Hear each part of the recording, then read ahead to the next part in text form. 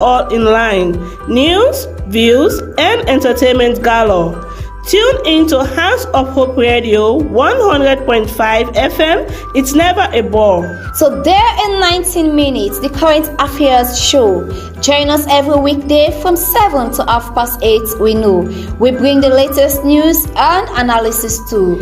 Just tune in to Hands of Hope Radio 100.5 FM. It's the thing to do. We cover the issues from all across the land. Our team of experts provides views oh so grand. From politics to sports and everything in between. You won't miss a thing when you listen to us. It's clear and keen. So there in 19 minutes, the current affairs show. Join us every weekday from 7 to 8:30 we know. We bring the latest news and analysis too. Just tune in to Hands of Hope Radio 100.5 FM. It's the thing to do. To be a part of the show, drop us a message or two. Just send a text to 090-001-005. We'll come through, or leave a comment on our Facebook page. With Today in 19 Minutes, you will be the sage. So there in 19 minutes, the current affairs show. Join us every weekday from 7 to 8:30 we know. We bring the latest news and analysis too. Just tune in to Hands of Hope Radio 100.5 FM. The woman, the radio. It's the thing to do.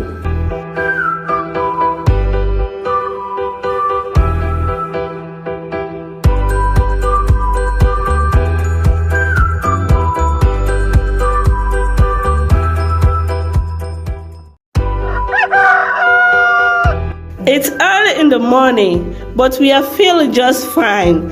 Today in 90 minutes, get us all in line. News, views, and entertainment galore.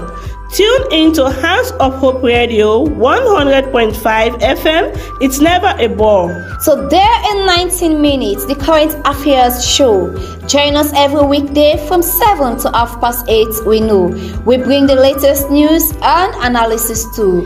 Just tune in to Hands of Hope Radio 100.5 FM. It's the thing to do. We cover the issues from all across the land. Our team of experts provides views oh so grand. From politics to sports and everything in between. You won't miss a thing when you listen to us. It's clear and keen. So there in 19 minutes, the current affairs show. Join us every weekday from 7 to 8:30 we know. We bring the latest news and analysis too. Just tune in to Hands of Hope Radio 100.5 FM. It's the thing to do. To be a part of the show, drop us a message or two. Just send a text to 090-001-005. We'll come through, or leave a comment on our Facebook page. With Today in 19 minutes, you will be the sage. So there in 19 minutes, the current affairs show. Join us every weekday from 7 to 8:30 we know. We bring the latest news and analysis too. Just tune in to Hands of Hope Radio 100.5 FM. The woman, the radio. It's the thing to do.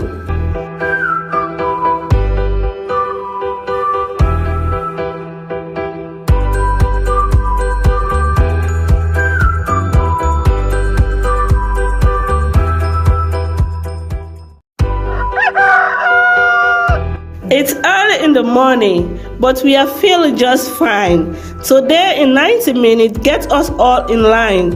News, views, and entertainment. FM, and it's another edition of our daily current affairs program today, 90 minutes, where we bring you in-depth analysis and discussions on the latest happenings across the country.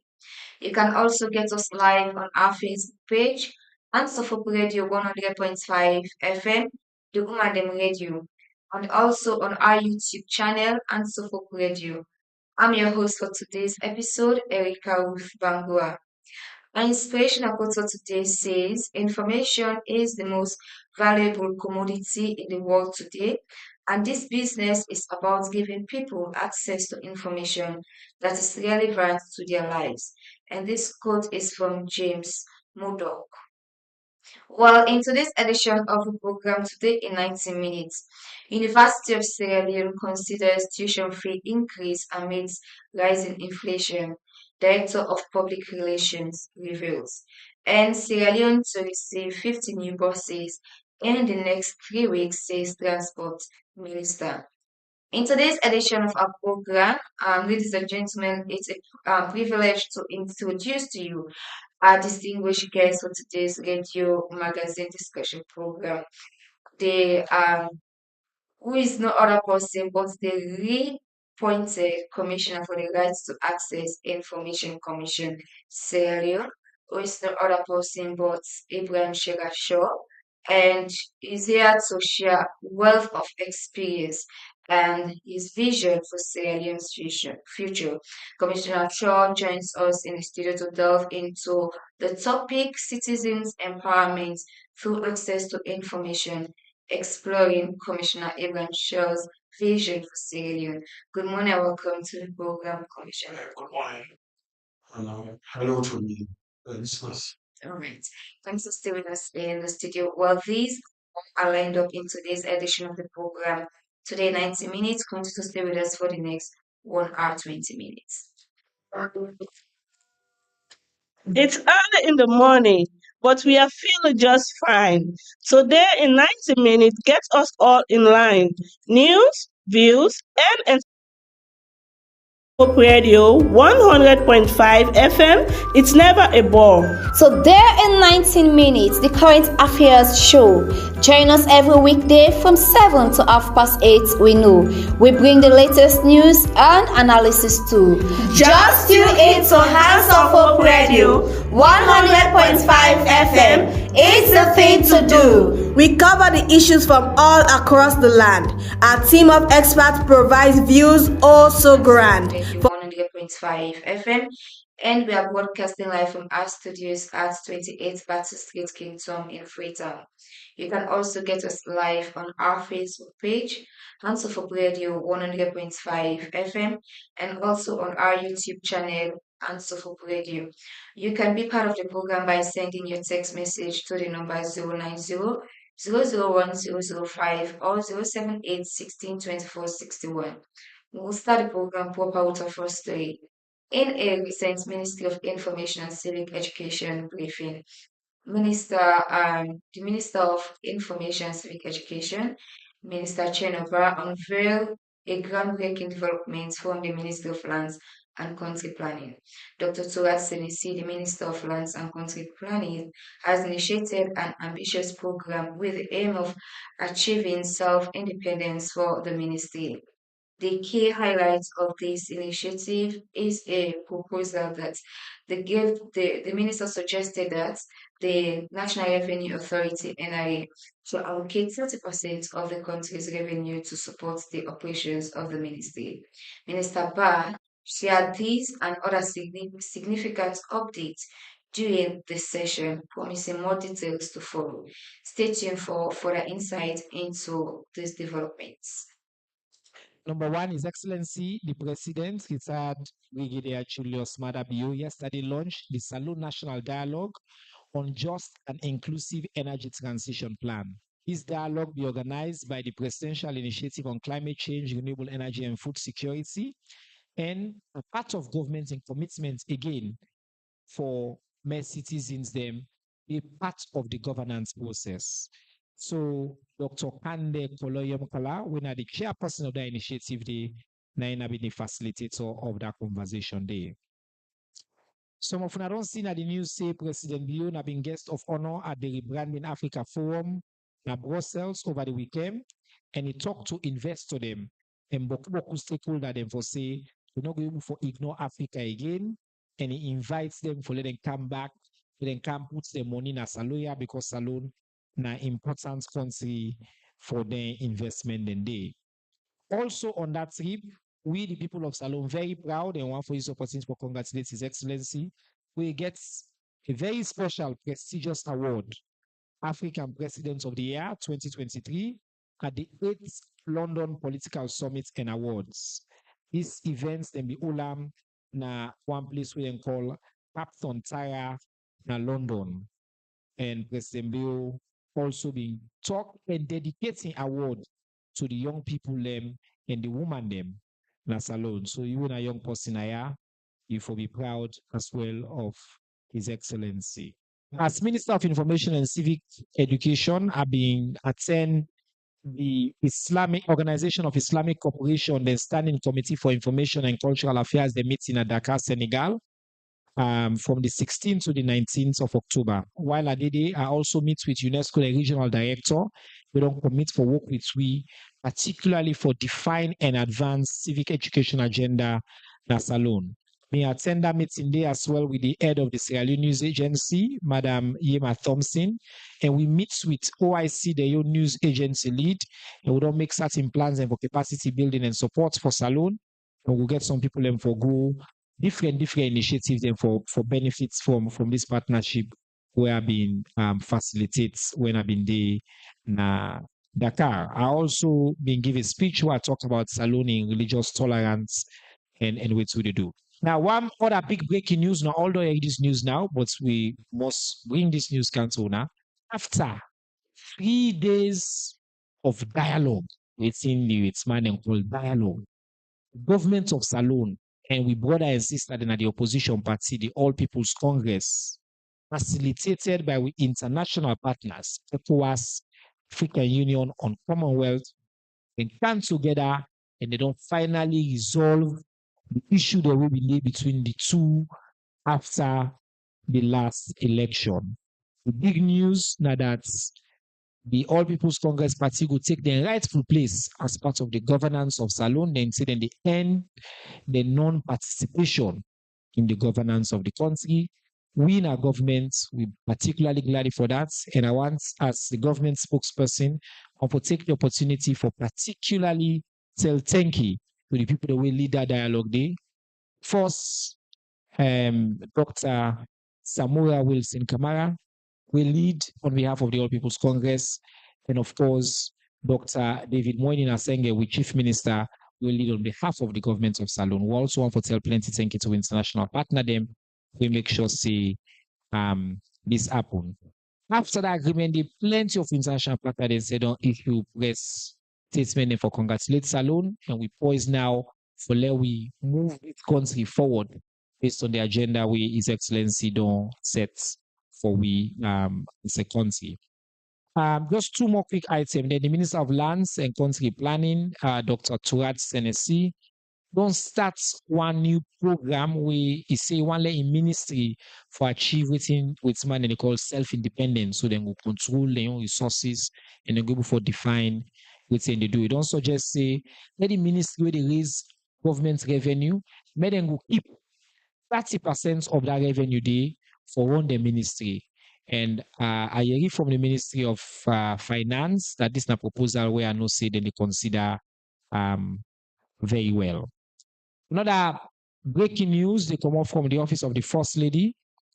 When I be no say the office of the First Lady, the First Lady in SSF, Her Excellency Madam Fatima Madabio, being champion for the United Nations for declare November 18.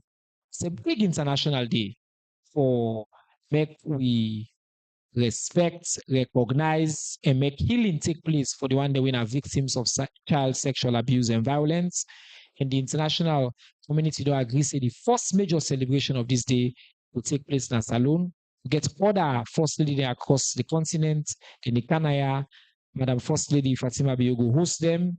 Madam Oluremi Tinubu of Nigeria, the First Lady of Angola, and others there as well go there for celebrate this big international day, November 18 in Salone. So again, people of Salone will be very, very, very proud and very happy about that. Finally, the Minister for Finance, the Honorable Sheku Ahmed Fantamadi Bangura, he take part at the IMF World Bank, the annual meeting, the southern Moroccan city of Marrakesh, Tuesday, 17th October. This is a part of the efforts them continue for Champion Salone and seek the right kinds of investments for the people in the country. All right, that was the Minister of Information and Civic Education, Chenova, giving that news brief. at the Ministry of Information and Civic Education weekly press briefing on Tuesday. Well, don't forget you're listening to the program today in 90 minutes, live on HandsofHope Radio 100.5 FM in Freetown. Like I informed you earlier on, President Julius Madabios once again entrusted the crucial role of Commissioner for the Right to Access Information Commission to a seasoned advocate of transparency and citizen empowerment, Dr. Ibrahim Shegasho, with a wealth of experience and a vision for Sierra Leone's future. Commissioner Shaw, Dr. Commissioner Shaw, joins us in the studio to delve into the topic citizen empowerment through access to information, exploring Commissioner Dr. Ibrahim Shaw vision for Sierra Leone. Good morning, welcome to the program once again, Doctor. Good morning. Good morning. Thank you very much for having me here. You're welcome. So, I believe a lot of people have been hearing about the right to access information commission. So, take us through what are the primary objective of the right to access information commission? Well, our commission actually was set up in 2014, following 1 year following the act of the Right to Access Information Act itself, which was passed in Parliament in 2013. Our mandate is very clear. Our mandate is to facilitate access to information, information held by public authorities. So we try and kind of facilitate the supply and demand of information to make sure that information flows smoothly without any obstacle. So that is what we do. We do that. We try and to is a tool to promote transparency, accountability, and good governance. Because when people have access to information, they are empowered to hold public authorities to account for their stewardship, for their activities, for their services. To give feedback. Because you cannot give feedback on something if you don't have information about what is really happening. You can only give feedback if you have enough information about really what is going on, in terms of funds received on behalf of the people, how you spend the money, how you deliver projects, how you deliver your services to the public. If the public are not getting enough information about what you are doing, enough information is not accessible, then it's going to be a problem, you know, and kind of reduce their chances of kind of holding public authorities to account. Because information is power. It gives you knowledge about what is going on around you. And what are your entitlements? What are you supposed to benefit from those who are in positions of trust? Who have been entrusted with delivering services to make life better. If services are not properly delivered, how do you question them if you don't have access to the information about what they do, behind the scenes? So that is why information is very important, and access to it is key. And this is part of the legal foundation for the right to access information is the Article 19, the Universal Declaration of Human Rights, which provides the right to everybody, so irrespective of where you come from, or irrespective of your gender or age, your color, whatever, you have rights to access information. I think that is very key. So it's a very inclusive right, it's a fundamental right that everybody must enjoy. All right, Doctor. So let me officially, on behalf of our listeners and viewers, congratulate you on your reappointment. So, how this objective that you have mentioned, how do you envision in achieving this objective in your reappointment? How have you been doing it, and how do you Well, continue it? over the years, since I was appointed my first term, since 2018, that's going to finish in November next month, and thank as you just congratulated me. I want to take this opportunity to thank His Excellency for the confidence he has reposed in me. It means that we have been doing the right thing at the Right to Access Information Commission, and we have been doing a lot to popularize it in the first place and to capacitate those people who are involved in the supply and demand of information. Because people are not aware of the act in the first place, it can be always already an obstacle. It can be an hindrance. So what we have been doing over the period, over the years, is a kind of popularizing the act, taking the act to the people, making sure that the people know about the act, they know about how to go about to request for information, and then the people who supply the information also, how they should go about to supply the information, to process the information and supply. Just on Tuesday, we had a workshop that we organized on records management. The code of practice that we validated and we even used it. We reviewed and we validated in 2021. We used it to train more records officers and records managers on Tuesday. It was a very successful workshop because the whole idea is if you don't train people, you don't bring them up to speed. The process, there will be delays, and you have a 15 working day deadline that public authorities should not allow that. Within the 15 working days, when they request for information, the information should be provided. The public authorities should engage. They should not leave because by not engaging, they are defaulting.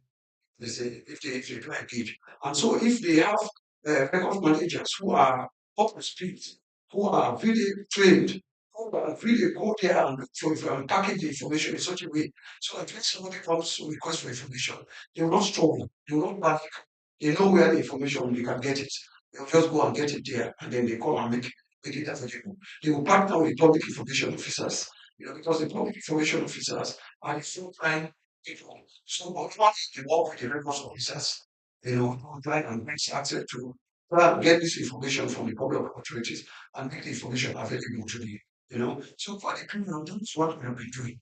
We have been doing a lot of organization, and I think what we are getting now, there a lot of people are now aware of the act, which is good news.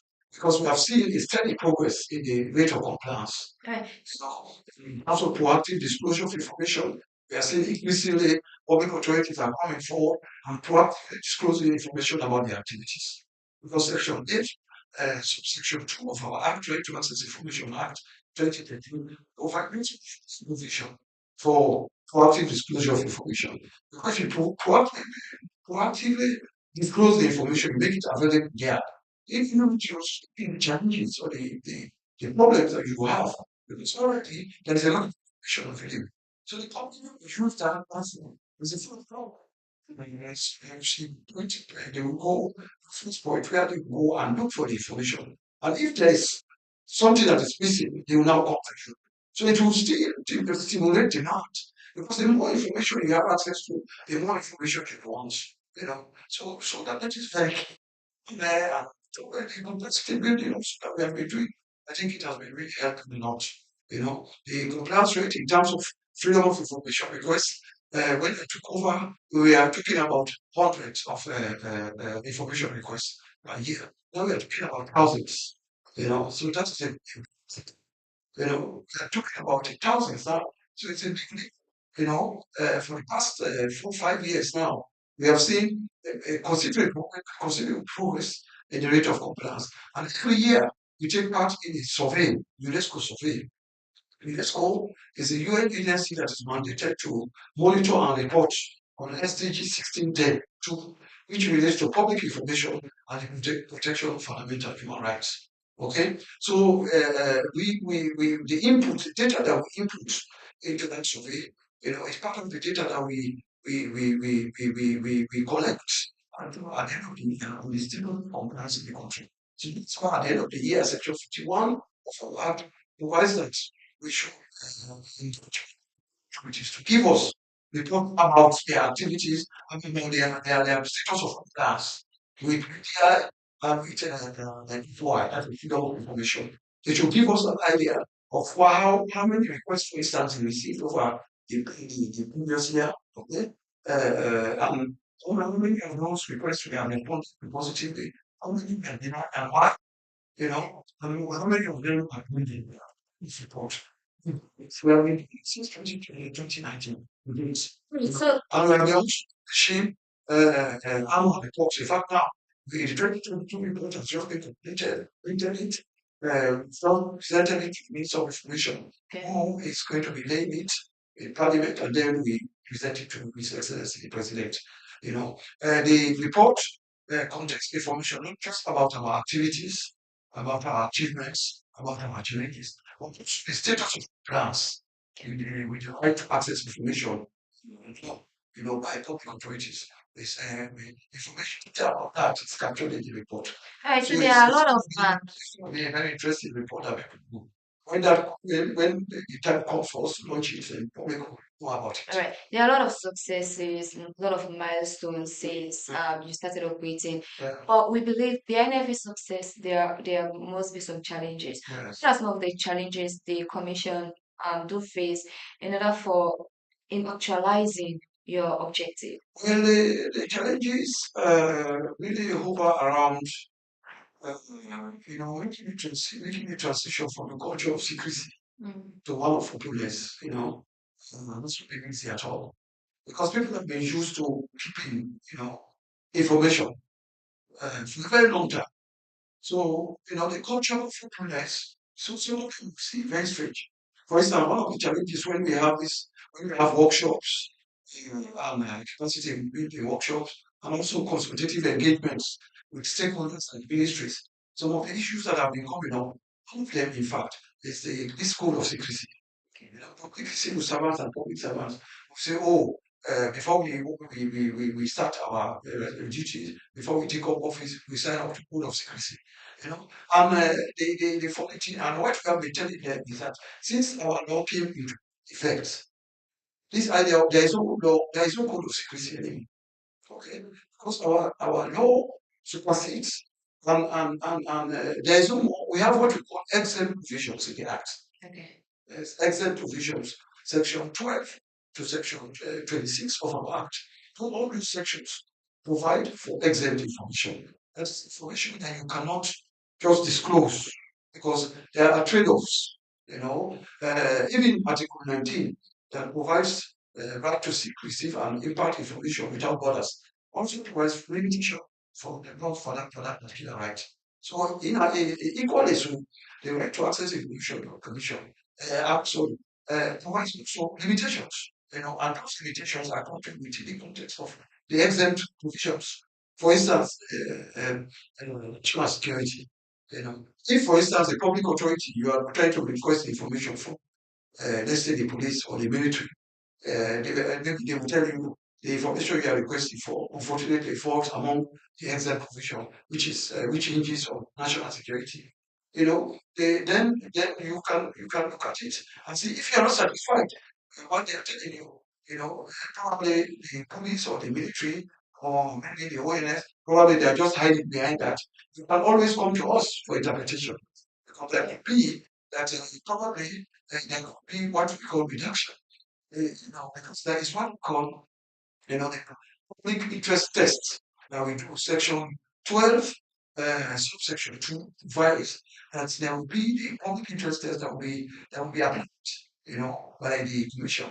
If, for instance, the information that you are requesting, they release that information outwards. The public won't release that information. That information will not be released. So we'll have things like this. We see that information. But if the public good, ultimately have, so that test, that public interest test, will only be applied.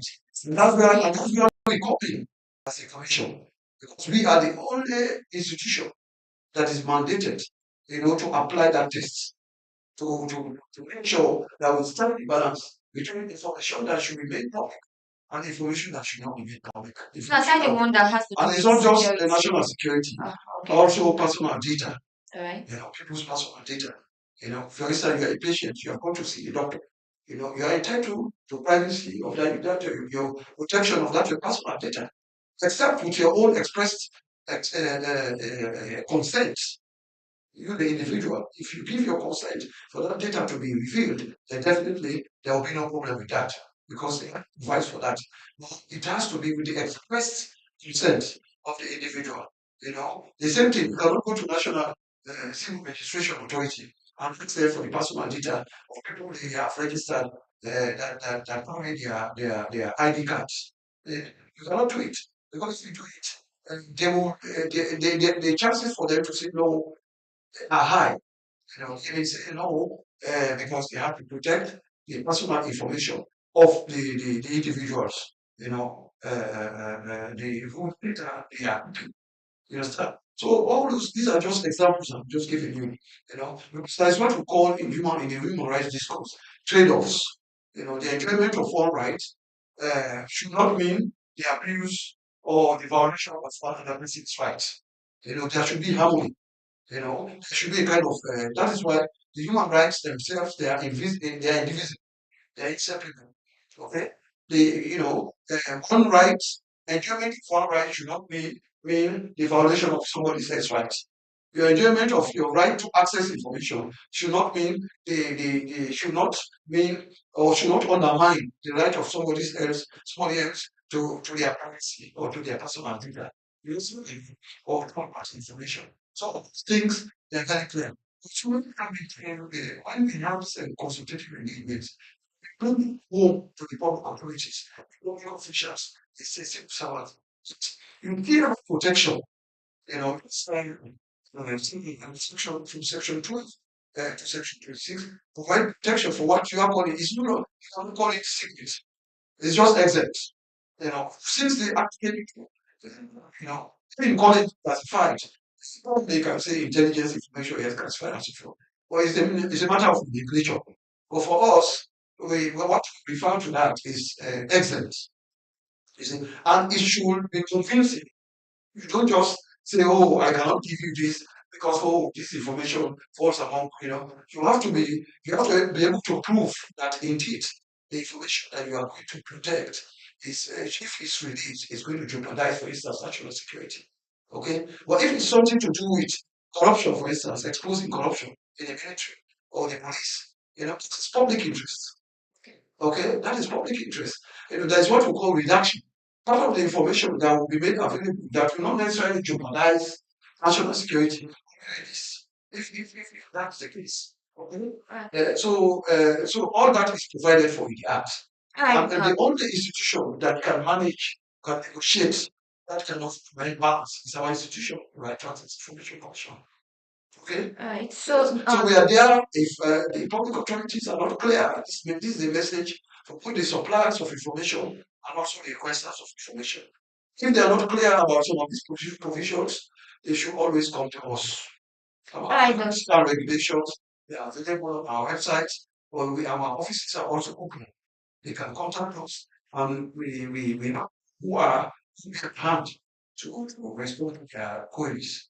All right, Doctor, continue to stay with us in the studio. Don't forget you're listening to the program today in 90 minutes, live on HandsofHope Radio 100.5 FM. Well, let's now hear from some people within the municipality of Freetown who give their suggestion on what they're expecting from the reappointed Commissioner for Right to Access Commission, Dr. Ibrahim Shegasho. Let's hear what he said.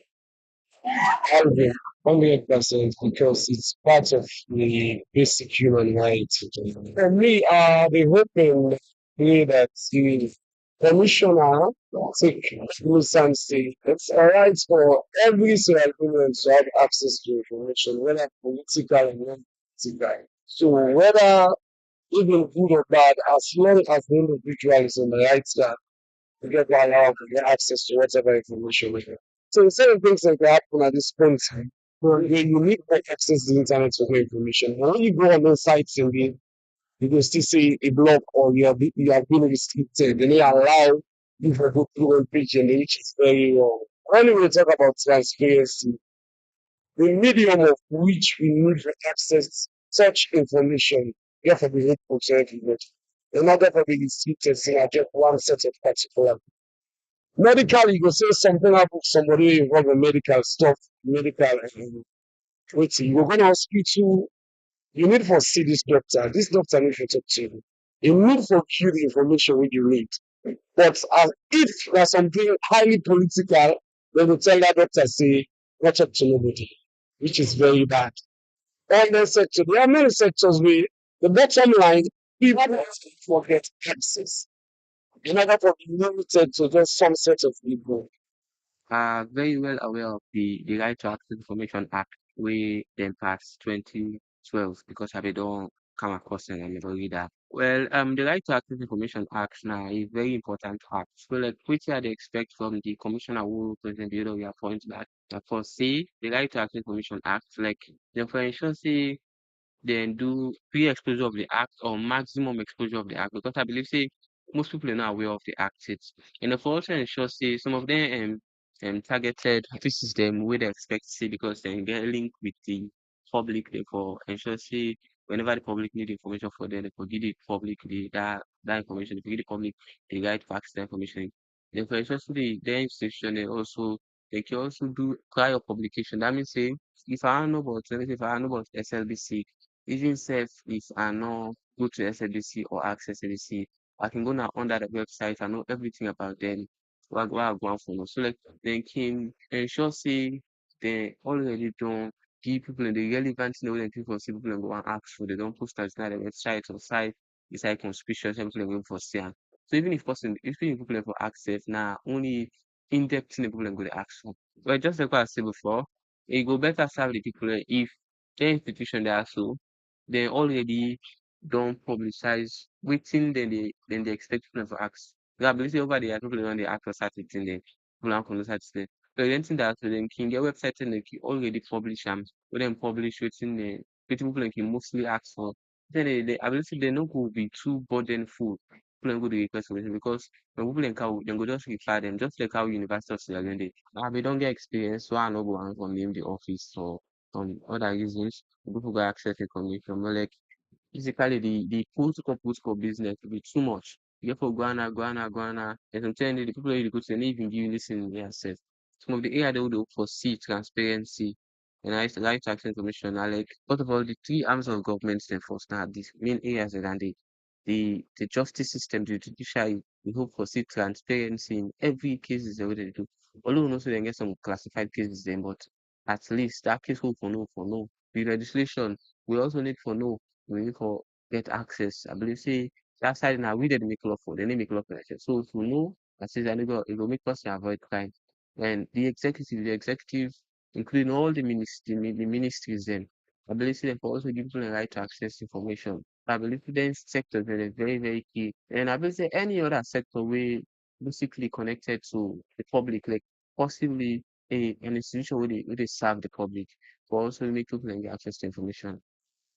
Right, those were some flow with the municipality of Freetown giving their views and what they're expecting from the appointed Commissioner for Right to Access to Information. And we still have Dr. Ibrahim Chigasho in the studio talking on a very important topic and about what he's going to do together with the Commission to bring transparency in the area of access to information in the country. Over to you, Doctor. You heard from what the people have said. And one of the few things that came out is the popularization of the Right to Access Act. So, how do you plan to engage and educate citizens on their right to access information and also encourage them to actively participate in not only accessing the information, for them to actively participate in government process? Yes, I think we are going to continue to intensify our campaigns, our popularization activities.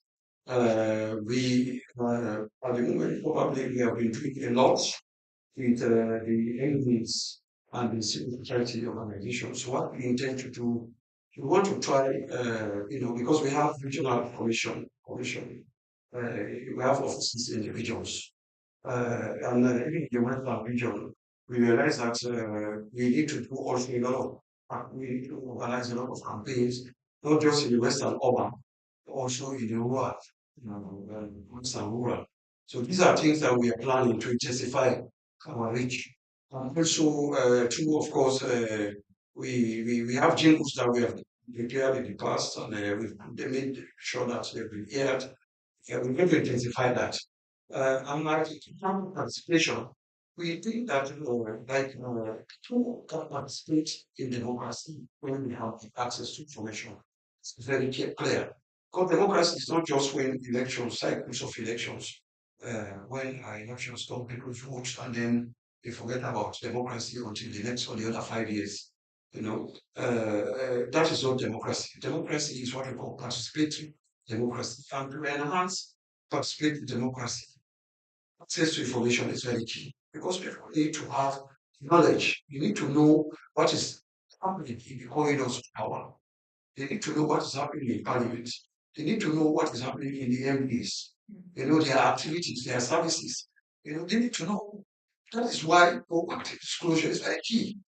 And you have over 100, you have about 150 MPs in the country. And assuming all of them, they proactively disclose information about their activities, their services, their service charter, and so forth, uh, will have a lot to consume. Then, if there are some gaps, they will then come to them. But one of the challenges that we have is that only very few MDAs have the functional websites, for instance. And that's a new challenge. But a few, not too many. Some do have, but the websites are not completed. Probably when they engage, it will take maybe a month or two before, and things will be happening in their establishment. They will be embarking on their activities. Those activities are not captured, And so how can people know what's happening? So there are gaps that we need to fill. So that's where we come in. So that is why we are intensifying our campaigns. We are making sure that more and more we're going to be collaborating more with more civil society organizations, with community interest groups as well, professional interest groups, because over the period we've been engaging them. But we are going to intensify, get to some of the communities. Because one challenge that has come, for instance, yesterday I attended the Qatar Center and SDI, they organized a workshop yesterday on a research that they conducted on women and access to information. How women access information, whether there are obstacles, whether whether it's easy for them as compared to men. Okay, and one of the things that came out was that it's not as easy for women compared to men. There are a lot of obstacles. There are cultural issues, there are literacy issues. Okay, there are a lot of challenges. There are language barriers. Because of these women who are working, who are market women. Finding their living, things like that. They cannot speak English. So at the moment, one of the priority areas that we want to consider going forward is to see how best we can attract some funding to do translations of the act. Because at the moment, it's just in English. We'll make it available, it's on our website, and when we have activities, we'll make sure that we have copies, we'll make them available. But if we have translation, for instance, maybe where we can start, have it in Creole first. And then we take it there because there are people who they cannot speak English, or majority of Singaporeans they don't speak Creole. So that as a way of going around that barrier, that's one of the things that we are planning to do. And that in start my new term that has just been renewed. They are trying to read that one priorities. Make sure that try to push so that an aspect of the effect. uh, we need to reduce the barriers. We need to reduce the obstacles. We need to make it easy for people to access information. So that's why, in fact, we welcome the enactment of the area regulations, which provide details to the act. For instance, the area regulations, made kind of provision for four forms, from A to Form D. Form A is the access to information request form. FY, freedom of information request form. That is the form that you can go now. We are going to A to Form D, available on, we are upgrading our website. We are in the process of upgrading our website. I'll make sure that these forms are available on the website so that if people want to access information, in addition to doing paper application for the information, they can also go online, and do it digitally. For instance, the FY request, which is the Form A, and Form B is the acknowledgement form which the public authority should complete and sign the requester say that we have acknowledged your request and we are going to do it. And then the third one is the Form C, which should be the response form where the public authority from whom information has been requested will come in, will fill that form, with the information that is requested for and submit, And then the Form D is if the information is not provided and the requester feels that they think that they have not been properly fairly treated, that the information they have requested for is supposed to be the public domain and they are entitled to have it, they can escalate it to a complaint. They can first ask for review. They can come to the commission and ask the commission to do a review, or they can escalate it to complaint and complete that form and send it to us. And send it to us. And when they are making the request at Form A, the moment they click, they submit to the public authority, it will go to the public authority, and then the copy will come to us. Because what we are going to do, we are going to make sure that our website link is made available on all platforms, platforms of public authorities, so that it will be much easier. So you don't really need to come to our website. You can go to any platform, of these public authorities. For instance, if you want to request for information from the Ministry of Finance, go to their website. Okay, and there will be the link, our link, which will lead you to the form. And all you need to do is to complete.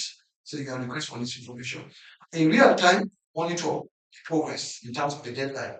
Because we need to contribute to us, we monitoring progress as to whether this particular public authority is responding or not responding. Right, Doctor, you make mention of going digital because there's rapid advancement in technology. Technology. So, and also this year's World Access to Information Day was talking of accessing information online. And in doing that, just like you mentioned, websites need to be updated and we need to have good internet facility. So, how is the Commission working in ensuring that? Are you considering making it as a priority if an institution does not update their website? There are Facebook pages that people can get access to, that there are penalties Yes. laid down to defaulters. Yeah, definitely. Well, the point about the digital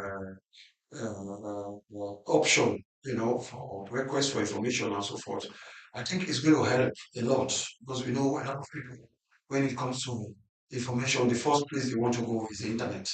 So that is why even the conference, the symposium, the roundtable that I attended in Oxford last month, on the 28th of September, which is the Universal Access to Information Day, International Day for Universal Access to Information. The topic was on the online space and access to information. And one of the things that came up is about access to the internet. And there is a digital divide. It's not everybody has access to the internet, and that can be a kind of an obstacle, because it emerged at that meeting that 2.6 billion would all over don't have access to internet. And I'm sure in Sierra Leone, we part of that data, we have people here who are part of that data. So, but increasingly in Sierra Leone, I think we are seeing a wider coverage, particularly with fiber optic, which is a blessing. More and more people now are having access. Even in the remotest areas in the country now have access. They have mobile phone, they have access to internet, mobile data. Probably the costs may not be very encouraging, but they are something that is available. I think that is a big step, it's a giant step, because there's hardly any village now here. Instead of you can go there, there's mobile telephone. It's hardly it's hardly, you hardly see a village where you don't have a mobile telephone. And when you have mobile telephone, you have access to internet because most of these mobile telephones now they have applications, where you can access WhatsApp. You can even receive WhatsApp calls, or you can take part in WhatsApp chats.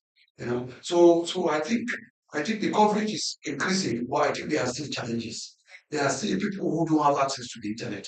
So I think this is an area that we are looking forward to work with the new Ministry of Communication, Technology and Innovation to see how best we will improve access to internet because Access to internet is also access to information. Because if there is limited access to internet, it means it will be limited access to information as well. So that will be an obstacle. So we are very aware of that. And we are very we are going to be holding and engaged in engagement with the newly created Ministry of Communication, Technology and Innovation to see how best we can work together to improve the environment. Because there is what we call improving the environment. For instance, the open water is not functional at the moment and it's affecting our work. Okay, we are supposed to provide oversight, management oversight, for the critical oil support is now provided by the former Ministry of Information and Communication. Now the ministry has been separated. You have now two coming out of the one ministry. So the communication wing is now on its own. So we are hoping that maybe following our consultation, that the portal itself, the open data portal, which is a one-stop shop for information to access public information about MDAs, about government agencies, about public authorities, state-owned enterprises, so that if there is information available on that portal, it's life much easier. Of course, in addition to that, we have the data centers, in the regions. We have one in the western region here, and we also have the western area. We also have in more regional headquarters. The moment we are thinking setting up regional centers now in all the districts. Because if those regional centers, if the portal is really operational, is really functioning, it's easy so that when people come to access information, when you come to use those internet facilities in our centers, they will be directed where to go and access the content, for instance. And then they will have information in front of them. They will can navigate. But because the portal is not functional, it's really affecting. Right, That's causing a lot of problem for us. in an age of disinformation and also fake news, how is the Commission working to ensure that information access is accurate and reliable? Well, I think that is very something that we lay a lot of premium on credible information. It's not only providing access to information, but providing access to credible information. But that's where records, keeping and good records management, that's where it comes in. Okay? Because if you don't package your records properly, you don't keep your records information properly. And when people come to request for information, you may be tempted to just give them any information that may not be supported by records. And that will be a kind of a disservice to the public. You are not helping the public. You are not even helping yourself because you are turning out misinformation and you're turning out disinformation. Sometimes you can even turn out information, misinformation, information that is not correct, without even knowing which we call misinformation. You are misinformed people. Maybe you are not doing it deliberately, but you are misinforming them. But because you may think that what you are saying is true, but it's not true because it's not supported in documents. Okay? You're not making reference to the information that you have published. So you need to, when the information request is made, you need to go and find out whether the information is available. You look at it, read it as well as the person. When you 15 working days, you will have enough time to respond with the accurate information. But if you just do not have everything, it's in your region. It's possible that as an expert, you know everything, you know a lot. But there are things that you may need to consult the documents. Okay. So if the documents need to quality, and of course, good to quality, there will be challenges. And it's one of the challenges we are having actually is poor record keeping. Right. That's one of the That's challenges. In fact, imagine one of the participants, the workshop that we had on Tuesday, coming from the Auditor General's office, the Audit Service Review, he reference to the fact that one of the challenges that they have is because people don't keep records, financial records, for instance. how do you plan in When they finish are auditing, when they carry out their audits or authorities, most of the time it's not that people have really stolen money. It's that they cannot provide records to support their activities. And when they cannot provide one record, there will be irregularity factored in the report about them. So even if it's not stealing money, what's the message that will go out? They will say you are hiding something. That's an irregularity. And when there is an irregularity, the public, it's very easy for the public to draw conclusions to say these people they are having something that is corruption. Even if corruption has not taken place, they will say they are corrupt. So it's in the public interest for these public authorities, it's their interest as well. Because if government is eroded, if the trust of the public in what they do is not there, it's for nothing. So that is why we always tell them, to expose a lot of information about what you do. Keep proper records of what your activities, your transactions, so that whenever you are called upon to give information, you are not going to panic. You are going to give the information in a very smooth and easy way. So that people will have confidence now. If you delay in the first place, you say, all right, if you give up this is something else for me, I need more time and so forth. So package information. You know, in the format that will make you access the information so that you can have information. We see that transparency is not only essential in the government sector, but also the private sector. So how does the Commission vision extend to private sector, especially in this area of employment? This is a very important point. In fact, that we have done a lot of work with the public authorities. I am talking about more the MDAs, ministries, departments, and agencies, and public enterprises, state enterprises, and so on. Attention now is going to focus on the private sector, particularly those private sector agencies or industries that are doing business with government. Those doing receiving contracts, for instance, doing services on behalf of government. Because government cannot do everything. Okay, there are services that are outsourced to private providers. So those private providers that are performing some of these services, we are going to widen our scope. Because the definition of public authority is very broad. When you say public authority, is any institution or any organization that is receiving money on behalf of the public. Okay. So private institutions that are doing business on behalf of the public, okay, delivering services, supplying rice, for instance, okay, or constructing roads, okay.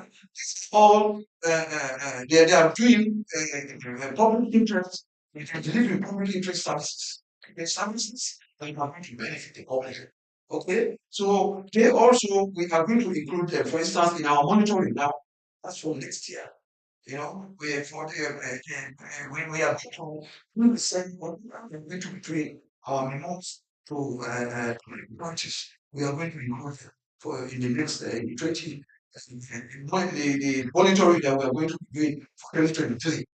Because for 2022, the report is already done now. But for 2022, by the end of the financial year 2023, our monitoring is going to encompass, it's going to include those private institutions that are doing business on behalf of the people.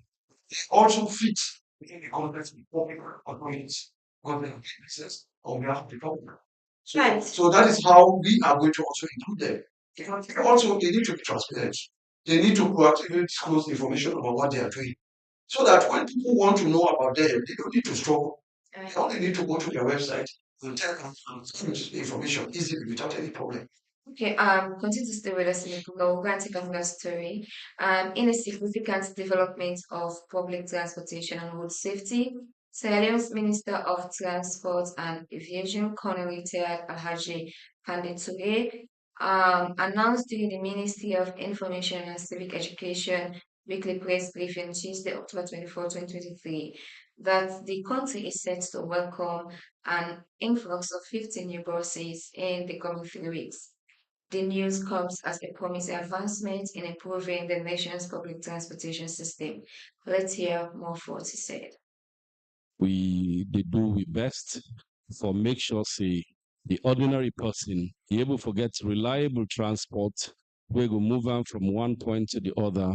And not only that, the big five, the agriculture sector, as a ministry, I want to be sure say within the next 5 years, as a government, that next person we in that village for able to move in produce from not only one village to the other, but also from the provinces to the capital city as well. So that's the President Bio envision, and that's what they try to do. So when I come in, the first thing we'll do now for look at we strategic plan. I get my team together. We come up with a strategic plan where it cover both land, sea, and air transportation. Sector of itself is a very big one. We get the maritime, the Sierra Leone maritime. We all know we done the area, a lot of challenges. So my plan now for first deal with the policy aspect, which we don't go a long way, and we don't look at the agreements them. We don't look at the treaties them, and we don't also look at the act, the Maritime Act. The reason for that, now for able to get the maritime agency to a standard wherein it not go just deal with all the negative things the way we done the year, but also for law to get positives, law to get revenue from the agency. So currently they look into that. We don't almost complete, and we don't complete. So we get for domesticate then treaties then they and the agreement then they. Maybe in the next 1 or 2 weeks, I will take them through cabinet. Then after that, we take them through parliament. Then after the policy aspect, we can now go into the maritime for see how we can able for review some of the processes and also streamline some functions them as well. Next, we get the Sierra Leone Road Safety Agency. Of course, we don't see then they walk around, but we want to make them much more effective than outside and they so today. Because I believe say some time back, some few years ago, most of the wardens them, they'll be really active. So now we want for begin engage them for make sure say them be more active than how them in day. Next for the Sierra Leone Road Transport Agency, I believe so now, no say we don't change that. Again, I want for just tell una say we really get forget a major change in we transport industry. We get for be a major one, we get for transform we transport industry. Firstly, not too long from now, we will get forget about 50 buses.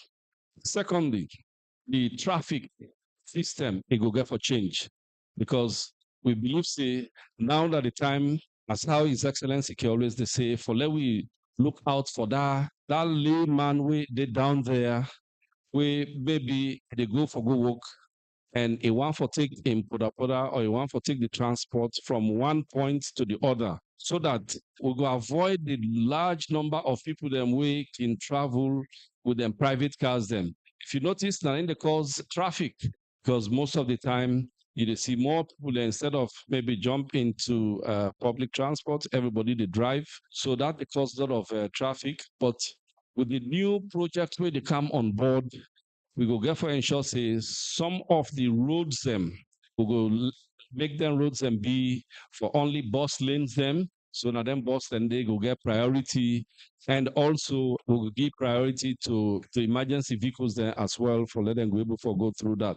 So we look at that as well. We get a workshop, my team, and even with about 8 ministries also follow brainstorm on some of them policies then they. So very soon when I get for expect that for happen. So the buses then for arrive not too long from now in about 3 weeks. Then also we don't use for the always they pay money to where they go inside the bus or waiting. But now with the new system, we try for make sure say it be cashless.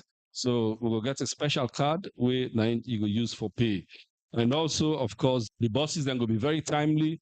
SLPTA as well will get for transform instead of it be formerly that be SLRTC. So now then they would transform them now from being operator to regulator.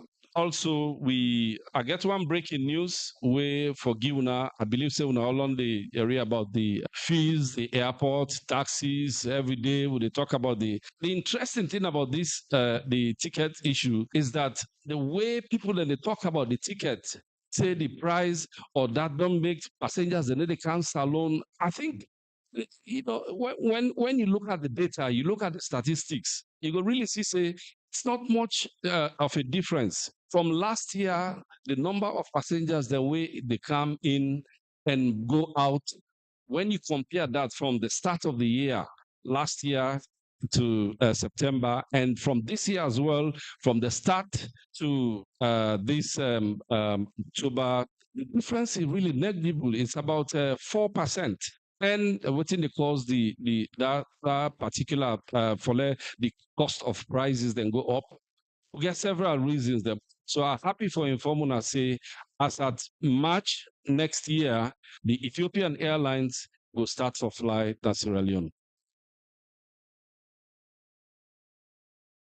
All right, welcome back. Well, don't forget you're listening to the program today in 90 minutes, live on Hands of Hope Radio 100.5 FM. We have some text messages in the program. Well, before we take the text messages, let's quickly relax and go for a short break.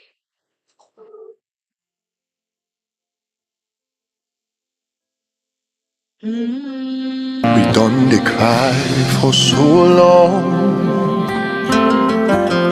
Papa do ya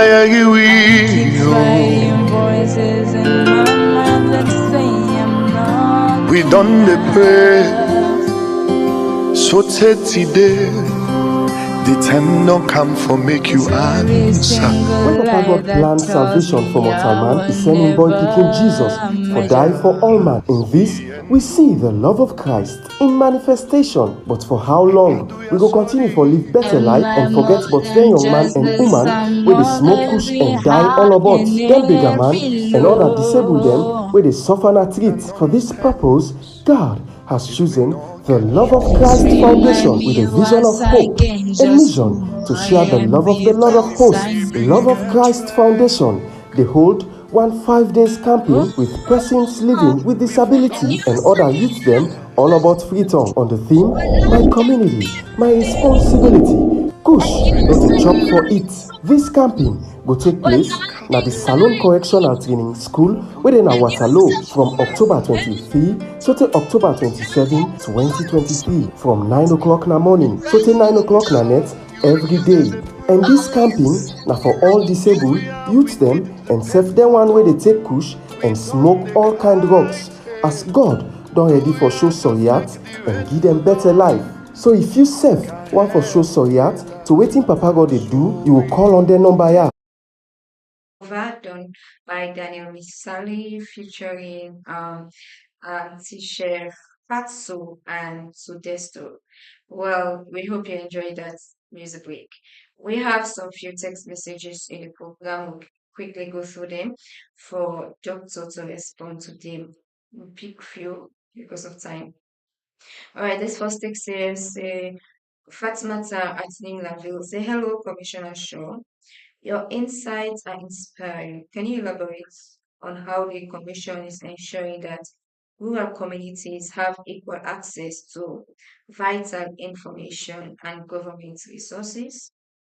And this other text here, Kadiatsu at Kington.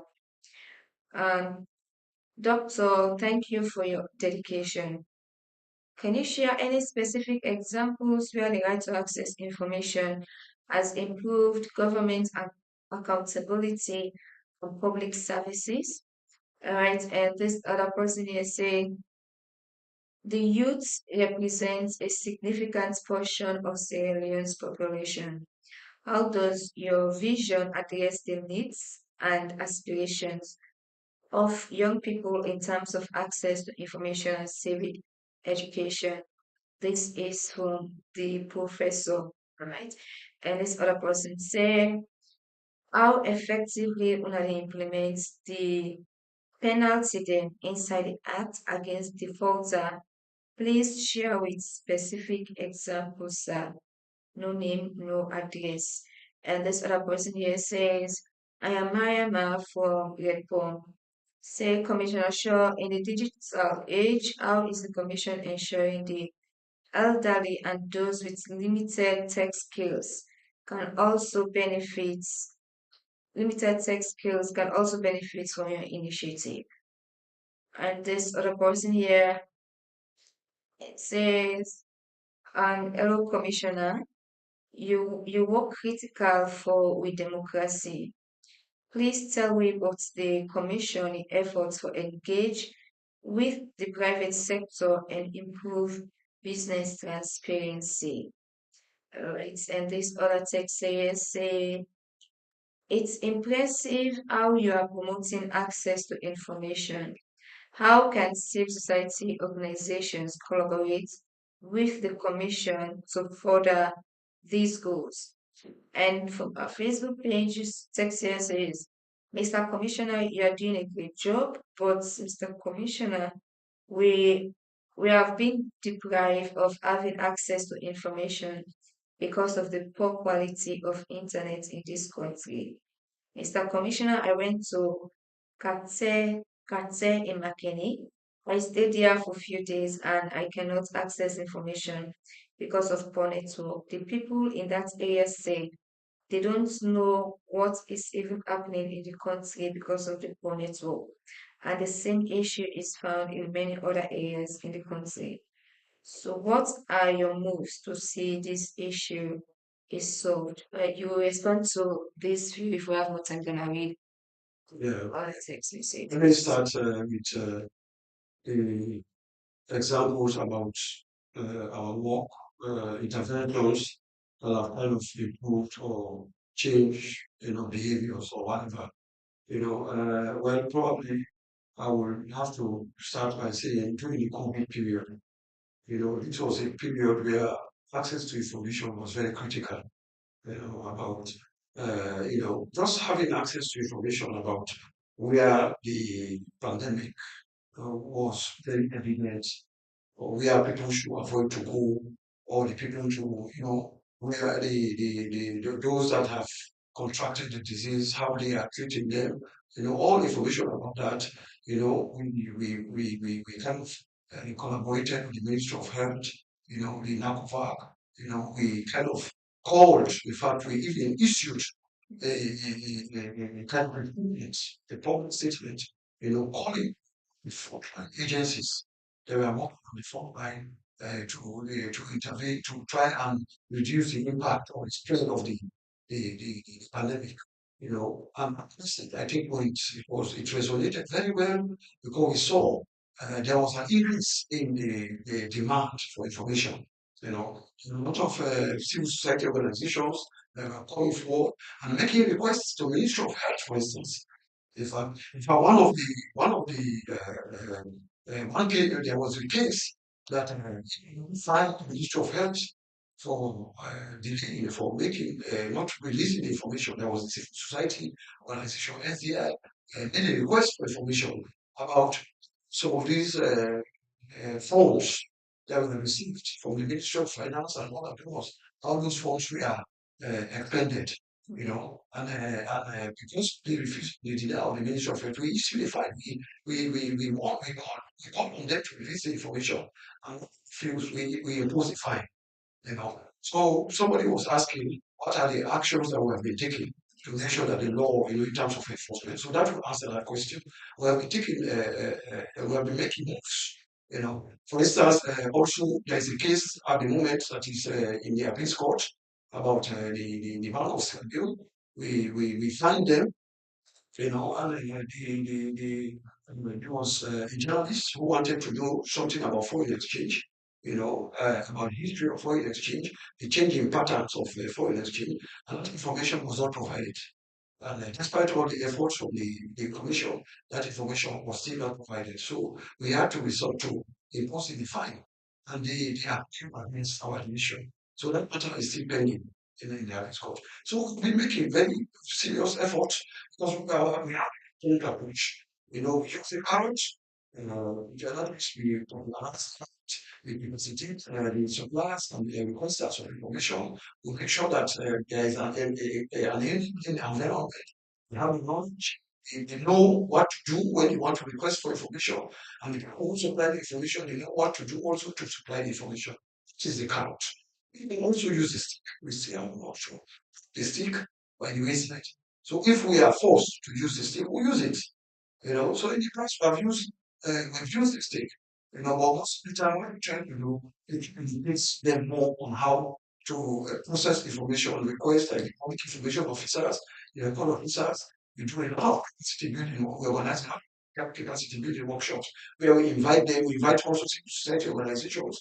Mostly they are on the demand side of the supply chain, and they also participate. And so most of the time there are interactions, and we now leverage from that, and we improve our services.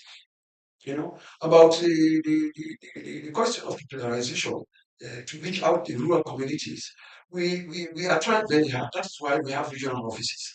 This workshop that we have organized here in these two workshops, we said in the past 2 weeks, we have organized two workshops, one on the regulations, capacity building and on the health regulations, and then the one on this Tuesday was the one on the records management code of practice. So we are going to take that to the regions as well. We are going to be going to Bo to cover the south, to cover us for the districts in the south to that particular activity. However, same thing in Canada. All the people in the region, we bring them to Canada, and then we do also one in Makini. All the stakeholders in the north, we bring it to Makini. So in this way, we try to reach out to those who are community.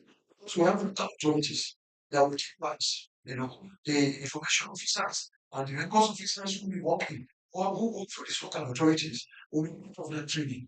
And so we are hoping that the training that they will get, the knowledge that they will gain from all this, it will impact on their work. It will make their work better. And make sure whenever people come to request for information, they'll be able to provide that information. And we are also hoping going forward that civil society organizations that work in these communities. That's what we are hoping. But all depends on resources. Really, because the more activities, the more outreach activities we organize involving the communities, the better. I'm hoping that if we get in the future, we'll do more of that, reach out to the communities. So I think we'll be making progress because there's a lot of awareness now about what we do. For instance, if you look at the Chabo controversy, that Johnson, Chabo, when that issue came up, it went to parliament and they said that the Chinese are coming to begin Chabo. The fishing communities, they have society organizations that work with them. And they took them, they flipped up concerns. And there was an increase in the number of information requests, that came through, sending requests to EPA, for instance, the Environmental Protection Agency, the Ministry of Environment, there was a lot of picture in that request. There are a lot of, we will complete, then we have to intervene, to make sure that the information is released. So if you are asking about our impact, that will also be counted as our impact. Because we are so information is not only in main it needs a kind of in itself, but it's means to learn it. With access to information, the right to access information, you're able to enjoy many other rights. Okay, you can be able to enjoy right to education, for instance, right to healthcare. You're able to enjoy gender equality. Okay, because if you don't have access to information, that will make you more choices who are not respecting your rights, your equal rights as a female, or in the workplace, be it in the workplace or in the access to some opportunities. Okay, if you don't have access to that information, you're not able to hold the public authorities to account. So for us, we see the right to access information is an enabler. It's an enabler. It enables the enjoyment of all the rights. And the SDGs, we have 17 SDGs, Sustainable Development Goals. SDG 1610, to which is public access to information, enables people to also enjoy the other SDGs. Okay, so that's why access to information is key. Access to information is power. If you don't have information from the demand side, you'll not be able to hold public authorities to account. From the supply side, also, people who work on a daily basis to deliver services to the public, if they don't have access to information that will help inform their decision-making processes, it's going to affect their delivery, their service delivery. So it comes both ways. It's not that they can move some kind of information. That could be the requesters. They may need information to inform their decisions. For instance, CBN may need information from the ministry, which is Ministry of Environment, to inform their decision-making processes. If they don't have access to that information, it's going to hamper or hinder their functions. So what is ministry is money. Also, we need information from EPA. Other information. It's going to affect the work of the environment. So, that's why we say, we are from the authorities, if they want to access information from the public authority from any society organizations, and they have obstacles, they come to us.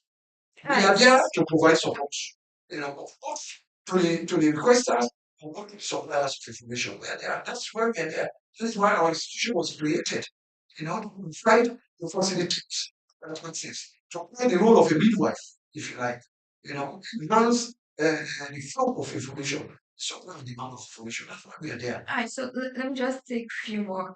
This text here, Kandi Kemokai, texting from Kalbatam, says, congratulations to Dr. Shaw. Your reappointment means you are doing well.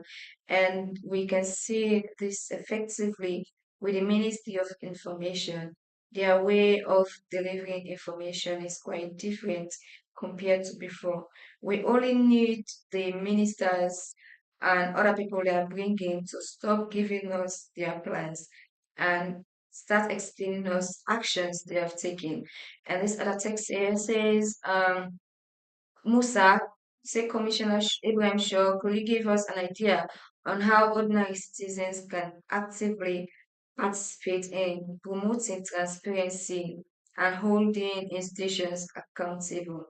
And this other text here say, Commissioner, with the youth in mind, can you tell us about any youth-specific programs the Commission is planning to engage and empower the younger generation? This is from Aminata.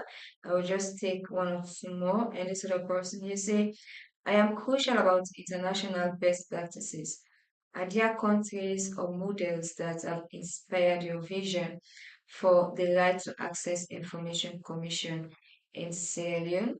And Arisatu is saying, given your long-term goals, what key milestone or achievement would you like to see by the end of your term? Yes, many questions there. Let me go first to the first one about The ministry, the person congratulated and the way the Ministry of Information is giving out information. Yeah, I think that is a good point. So it means we are doing our work very well, and also that has inspired the Ministry of Information, the newly created Ministry of Information and Civic Education. And also, I think So what they say, when they said how can citizens yes, use civic access to space. information, well, they can use access to information to activate participants. What they need to do, they need to uh, go like young people, for instance, who are looking for opportunities and so forth. Let them be going to visiting the websites of these public authorities, find out about what is going on there. If there are services like the Ministry of Youth Affairs, there is one of the ministries I think they have been engaging with our activities. And in fact, I think in 2019 they were among the few public authorities that actually collaborated that completed the PDI schemes, the proactive disclosure communication schemes, to show that they are providing access to 22 kinds of information, on their website and so forth. So I think what they should do, they should be visiting these websites and doing this like function. Visit their website, see the services they are providing, see the services they are not providing. Then you can talk and give feedbacks. Give feedbacks because if you have access to the information that is available on their website, if you need additional information, you can ask them. You go to the public authority, you come to us. The only thing you copy us in the process. You ask them, say, you are doing A, B, C, D, but there's something missing in what you are doing. Or you have provided information A, B, C, D, but you have not provided X, Y, Z. Can you provide X, Y, Z? Okay, and then come to us. And then if that information is not released by either the National Youth Commission or the Ministry of Youth Affairs or any other public authority that deals with youth issues about youth, okay, to us. We are there to support. We will make sure that that information, as long as the information doesn't fall among exempt provisions, we'll ensure that that information is released. Okay? We have done it in the past. Our interventions have made the public authorities turn into information requests. For instance, recently, a ECSL, when Senate Mara requested for information about release of results, the ECSL, when we intervened, the ECSL responded and have made provision and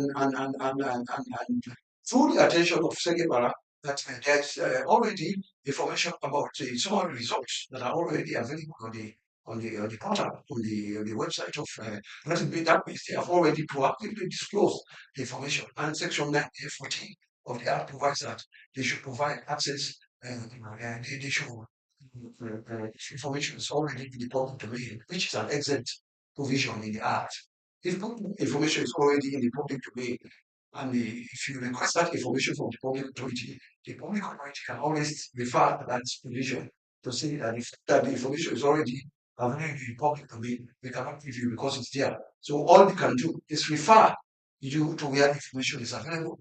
So that's why we are calling on public authorities to actively disclose information. They should not wait until the information is requested for first before they should always proactively disclose the information before the public the members of the public come forward to request for the information. So it's much easier for them. Information is already available on the website. All they need to do is to say, look, Section 14 of the RBI Act says that the information we have already provided it on the website. We don't really need to give you. So all we can do is to refer you to the website. And you go there, you get the information. Okay? Except if there's something else. But things we not to compare information as long as it's available. Then that closes the meeting. So we have been intervening on very critical things. Because we are there as a governance institution. We are there to make sure that there is a free flow of information. As long as information is supposed to be in the public domain, we'll make sure that that public authority responds. Because definitely, by not responding, allowing 15 working day deadline to elapse, it will send the wrong message to members of the public that you are hiding something. But if you respond within the deadline, it means you are telling them that you don't have anything to hide. You are being transparent, you are open. And that's what we are calling on the public authorities to do. So more confidence, people who have more confidence in the service delivery. Alright. The services that the public authorities are. Well, wrapping up the program, what will be your message to our listeners and viewers out there? Then maybe you can respond to Isa to asking for the achievements you would like to see at the end of your term. Well, already over the 5 years that I've been there with my team, I think we have achieved a lot. This commission was relatively unknown before I came. But now, thank God, people know about the commission now. We have embarked on a lot of activities, and you can tell by the compliance rates, it has really increased. In 2021, in our annual report, you see the compliance rate. We are talking about, in fact, at that time, we were talking about hundreds. This report that is coming now, we are talking about thousands. Yeah. So it means our message is going. Okay. People are really resonating with our messages, with our activities, and they are seeing us. And the good thing, the thing also that I want to say is that they are having confidence in us.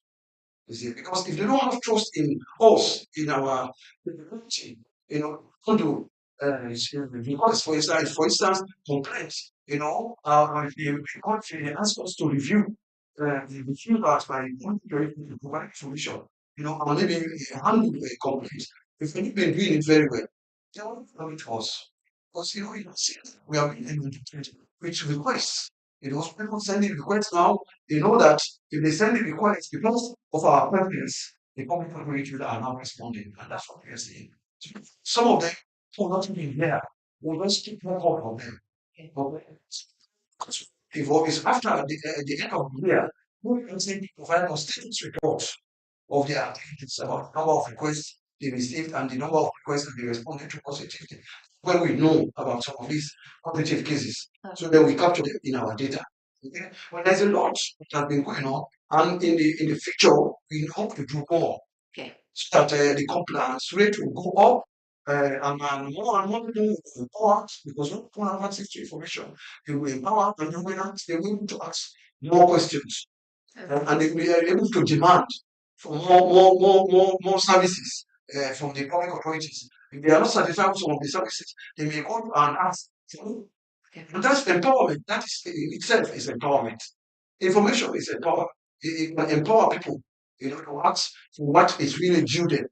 If they are not getting everything, they can go and say, we need this, we need this, we need this. But if they don't have access to the information, they will not be able to know. All right. Many thanks to you for talking to us in the program. That's all in today's edition of the program. Today, 90 minutes live on HandsofHope Radio 100.5 FM in Freetown. Thank you for joining us. We hope you found the discussion informative and interesting. Many thanks to the executive producer, Madam Mama Kaifona, our studio guest, Dr. Commissioner Ibrahim Chekashaw, for taking his time to talk to us in the program. To our studio operator and social media operator, Emiklai Bangwa, many thanks to you. You can reach us on 09001 005 or 078 16 24 61 to know more about our programs. Join us same time tomorrow for another edition. Till next time, stay informed. I'm Erika with Bangwa. Okay, thank you.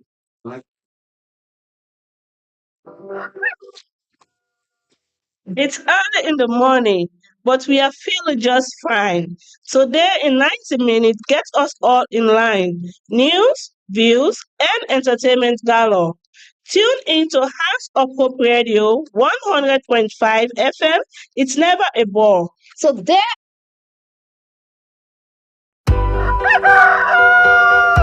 It's early in the morning, but we are feeling just fine. So there in 90 minutes, get us all in line. News, views, and entertainment galore.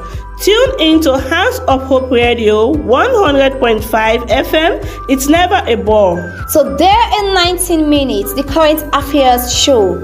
Join us every weekday from 7 to 8:30 we know. We bring the latest news and analysis too. Just tune in to Hands of Hope Radio 100.5 FM. It's the thing to do. We cover the issues from all across the land. Our team of experts provides views so grand. From politics to sports and everything in between. You won't miss a thing when you listen to us. It's clear and keen. So there in 19 minutes, the current affairs show. Join us every weekday from 7 to 8:30 we know. We bring the latest news and analysis too. Just tune in to Hands of Hope Radio 100.5 FM. It's the thing to do. To be a part of the show, drop us a message or two. Just send a text to 090 001 005. We'll come through, or leave a comment on our Facebook page. With Today in 19 minutes, you will be the sage. So there in 19 minutes, the current affairs show. Join us every weekday from 7 to 8:30 we know. We bring the latest news and analysis too. Just tune in to Hands of Hope Radio 100.5 FM. The woman